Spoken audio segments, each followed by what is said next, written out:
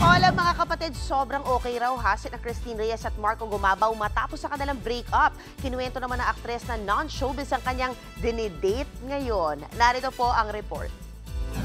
Lakas maka-Glow Max Pro ng ganda ni Dayang Matimyas aka Christine Reyes sa Beautycon kamakailan. Pag-amin ni Christine, she's dating someone non-showbiz. Yeah, nakakatanggal din ng blemish yan at wrinkles. Pero spotted ka rin recently non-showbiz. Non-showbiz. So are you happy now? Yes.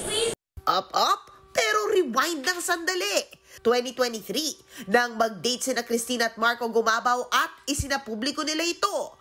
2 years later, April 2025 naman, nang unang lumutang na wala na nga sila.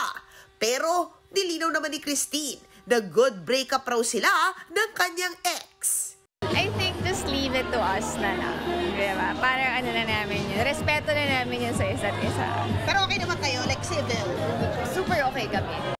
Magiging parte si Christine ng Artista Academy bilang isa sa mga judge. At abangan dahil magkakaroon din siya ng serye sa Kapatid Network soon.